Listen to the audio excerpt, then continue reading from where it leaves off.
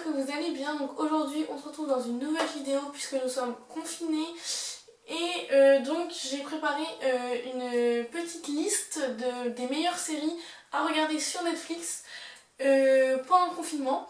Donc c'est des séries que j'ai vues, la plupart je les ai regardées pendant le dernier confinement ou cet été. Et c'est vraiment des séries que j'ai trouvées vraiment pas mal. Donc j'ai préparé 5 séries qui sont plutôt connues on va dire, et d'autres qui sont très très peu connues. Donc j'ai pas mis les classiques du genre Elite, La Casa de Papel, Prison Break, tout ça vous connaissez je pense, donc ça sert à rien que je vous en parle. Bien sûr c'est des séries qu'il faut regarder, c'est comme Gossip Girl, c'est une des meilleures séries, il faut l'avoir vue, mais ça sert à rien que je vous en parle puisque la plupart des gens connaissent. Donc voilà. Donc j'ai préparé une petite fiche avec les séries à regarder et de quoi elles parlent pour vous en dire un petit peu plus. Donc je vais essayer de pas être trop longue sur chaque série. Donc on commence avec la première série, donc c'est Dynasty. Donc ça c'est une qui est assez connue je crois. Et j'étais obligée de vous en parler parce que pour moi c'est vraiment une série que j'adore. Je sais que normalement il y a la série saison 4 qui sort bientôt. Et c'est vraiment une série de ouf. Donc c'est en fait une histoire de famille de riches. C'est un peu dans le style de Gossip Girl mais en plus centré sur le business et moins sur les histoires de jeunes on va dire.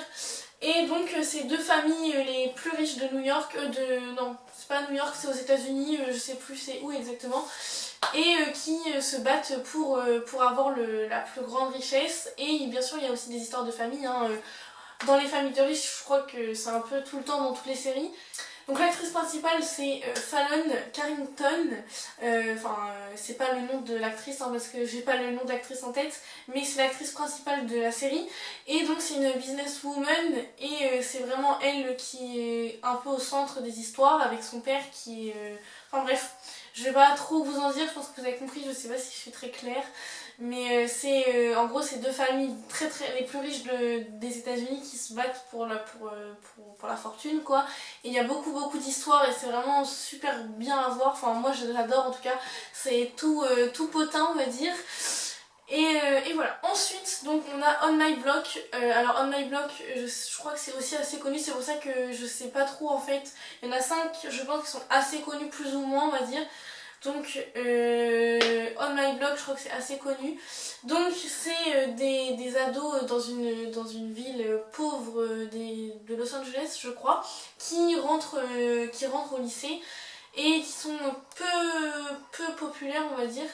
Et c'est toutes leurs histoires etc. Comment un des ados de leur groupe ne doit pas rentrer dans le gang de son frère parce que son grand frère a un gang à Los Angeles etc. Et c'est vraiment une série de ouf, moi j'ai trop kiffé. Donc voilà. Ensuite on a Baby. Donc Baby je pense que pareil ça c'est, je sais pas en fait si c'est trop connu ou pas, c'est un peu dans le style d'Élite. C'est donc deux adolescentes du quartier riche de Rome. Donc c'est des filles qui sont assez riches. Enfin il y en a une qui est très riche et l'autre qui est pas du tout riche. Et elle se retrouve malgré elle à devenir prostituée en fait. Et ça permet en fait d'avoir une autre vision des travailleuses du sexe parce que on se rend compte que parfois c'est pas forcément voulu, c'est pas c'est malgré elles, et ça donne une autre vision de la prostitution en fait. Et voilà, après bien sûr je vais pas débattre sur ce sujet, c'est un sujet qui est très sensible, mais j'ai vraiment adoré cette série. Je viens de finir la saison 3 d'ailleurs, je l'ai terminée la semaine dernière.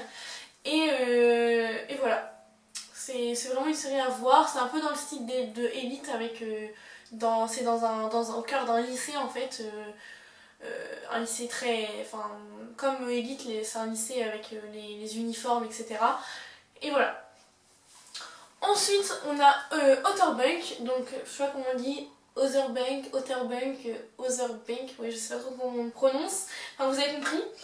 Et donc Outer Bank, donc c'est plus une série d'aventure, donc c'est sur une île je crois, je sais plus quelle île exactement, et donc c'est 4 ados qui cherchent un trésor.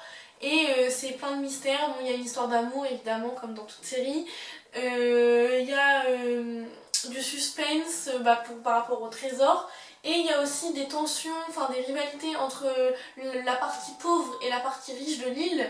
Et il y a dans le groupe, en fait, dans le groupe d'adolescents, il y a même des rivalités dans le groupe, en fait. Et voilà, et c'est une série que j'ai découvert cet été.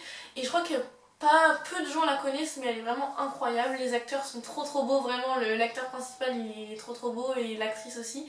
Enfin, ils sont trop beaux, vraiment, j'adore cette série. Donc voilà.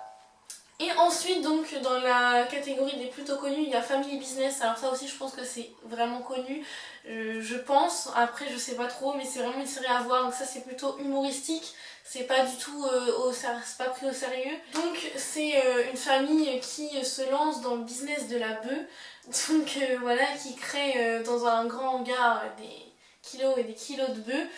Et donc voilà, parce qu'ils pensent que ça va être légalisé, et donc on voit que tout se passe pas forcément comme prévu, et c'est vraiment super drôle, enfin c'est tout sur l'humour, et c'est vraiment une série détente, vraiment.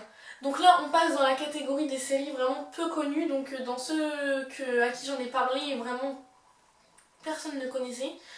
Donc voilà, donc en premier on a Love 101. Et vraiment cette série, c'est des petites séries, hein, je les ai vraiment finies en très peu de temps, il doit y avoir 10 épisodes, et c'est vraiment trop bien. Bref, donc c'est des ados en fait dans les années 90 qui font en sorte que leur prof préféré ne parte pas du lycée en la faisant tomber amoureuse, et c'est des ados en fait qui font tout le temps des conneries, tout le temps, et ils se retrouvent tout le temps en conflit avec le principal de l'établissement. Et donc cette prof-là les défend, et elle fait en sorte qu'ils ne soient pas virés, et donc ils veulent absolument la garder, et comme elle veut partir, et ben ils font en sorte de la faire tomber amoureuse d'un autre prof pour qu'elle ne parte pas. Donc voilà, sauf que en fait en même temps il y a un parallèle avec aujourd'hui. On voit qu'en fait ça c'est le passé, et aujourd'hui en fait il y a une de leur groupe qui leur a tous donné rendez-vous dans la maison dans laquelle ils se retrouvaient quand ils étaient jeunes, et elle espère qu'en fait que tout le monde vienne à son rendez-vous des années plus tard, parce qu'ils s'étaient promis de toujours de se retrouver. Et donc en fait à chaque fois on voit la femme qui attend les autres, et on revient dans le passé pour en fait voir toute l'histoire de ce groupe de personnes. Alors je sais pas, c'est assez compliqué à expliquer, mais c'est un parallèle entre le présent et le passé, mais on est tout le temps dans le passé. C'est juste qu'en fait, je sais pas, à chaque épisode, on a un tout petit retour dans le présent, où on voit qu'elle attend, elle est dans l'attente de voir si tout le monde va venir à son rendez-vous ou pas. Et c'est vraiment une série de ouf, personne connaît, mais elle est vraiment incroyable cette série, vraiment je vous la conseille à mort. Ensuite, on passe à Toy Boy. Alors cette série, c'est une des meilleures séries que j'ai vues sur Netflix. Vraiment, j'en ai parlé à tout le monde, à ma famille et tout. Je leur ai tous dit, regardez cette série parce qu'elle est vraiment... Moi, j'ai tellement kiffé cette série. Genre, je pourrais la regarder 10 fois s'il faut, tellement j'ai aimé cette série. Donc, c'est une série espagnole. Donc, ils parlent en espagnol, donc il faut mettre les sous-titres. Donc je sais que ça en rebute plus d'un de se dire qu'il n'y a pas la langue française, mais c'est encore plus enrichissant à regarder. Donc c'est un stripteaseur qui s'est fait emprisonner, qui a passé 7 ans en prison, alors pour un meurtre qu'il n'a pas commis. Et au bout de 7 ans, l'enquête est réouverte, il ressort de prison et il se bat pour prouver son innocence, pour ne pas retourner en prison après le procès, et pour prouver son innocence en fait. Et donc, pendant tous les épisodes, en fait, donc il y a 13 épisodes de environ 1 heure. Et pendant tous les épisodes, en fait, jusqu'au dernier épisode, jusqu'à 10 minutes avant la fin du dernier épisode, on ne sait pas qui est le vrai tueur. C'est un truc de ouf. Pareil là, c'est sur des riches. C'est sur une grosse famille d'Espagne, une des plus riches familles d'Espagne, qui en fait, on sait pas dans la famille qui est le traître, qui fait ça. Et pareil, dans les familles de riches, comme je vous ai dit, il y a toujours des histoires de coups en douce.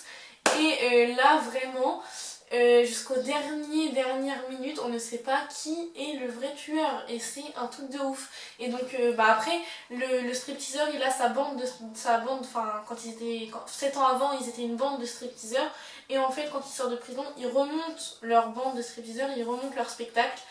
Et vraiment cette série elle est incroyable, c'est en Espagne, les acteurs ils sont beaux comme des dieux. Enfin elle est trop bien cette série. Vraiment je l'ai conseillée à tout le monde. Et je sais que ma mère l'a regardée parce que je l'ai forcée à la regarder et elle a autant kiffé que moi. Donc voilà, donc d'ailleurs j'espère qu'il y aura une saison 2 parce que la fin elle est incroyable. Donc voilà, donc je vous spoile pas mais allez voir cette série. Ensuite, c'est une série qui est spéciale, c'est Nous la vague. Alors celle-là, je crois que, je sais pas, je crois qu'il y en a qui la connaissent, d'autres non. Et donc c'est une série en fait où il y a un garçon qui arrive dans une nouvelle classe et en fait qui entraîne 4 autres camarades dans une ligue un peu qui se révolte en fait contre un mouvement nationaliste, etc. Et ça fait un peu dans enfin les autres le voient, enfin les parents entre guillemets le voient un peu comme quelque chose de terroriste. Et en fait on voit que bah ça va vite partir, enfin mal finir en fait, et on voit à quel point, en fait ça permet de voir à quel point on peut être influençable et à quel point quelque chose qu'on pense être pour la bonne cause au début, on pense que c'est vraiment pour montrer l'exemple, que c'est une cause qui nous tient à cœur, comment ça peut très vite partir à cause de mauvaises personnes dans le mauvais chemin en fait. Et voilà, elle est vraiment bien aussi cette série. Ensuite, donc il ne reste plus que 2 séries donc, qui sont peu connues on va dire. Donc il y a 3 mètres au-dessus du ciel, donc celle-là je crois qu'elle est un peu connue, donc c'est plus pour les filles on va dire, c'est quelque chose de plus dans la romance. C'est une série sur 4 ados, ou 5, bon, c'est des ados, enfin des jeunes, l'été en fait, sur leurs vacances d'été, et ça englobe tout l'été. Et donc il y en a qui, enfin c'est une histoire d'amour et il y a une histoire avec leurs parents, leurs sœurs, etc. Enfin c'est une série vraiment cool, enfin c'est des séries un peu connues, enfin un peu, comment dire, c'est des séries qu'on voit souvent un peu sur les mêmes thèmes, sur l'amour, sur l'été, etc. Mais c'est vraiment une série qui est agréable à regarder. Et voilà, c'est sur la côte italienne je crois. Donc voilà. Et enfin, donc la dernière série que je voulais vous parler, c'est Valeria. Donc ça c'est une série que j'ai pas autant aimée que les autres, elle est vraiment bien, mais j'en ferai pas autant l'éloge que certaines autres qui sont vraiment bien. Donc Valeria, je vous la conseille quand même, hein, c'est vraiment une série qui change. C'est pas... Là on change de registre, c'est pas vraiment sur les jeunes, etc. Parce que c'est tout le temps un peu la même chose. Mais c'est sur une jeune femme, je sais pas, elle doit avoir la trentaine. Et bah il n'y a rien qui va dans son couple, elle est en pleine période de crise dans son couple et dans sa vie professionnelle. Et elle se lance dans son rêve qui a toujours été d'écrire un livre. Et elle a le soutien de ses meilleurs amis et on voit bien sûr les histoires de ses meilleurs amis aussi, de ses 3 meilleurs amis, etc.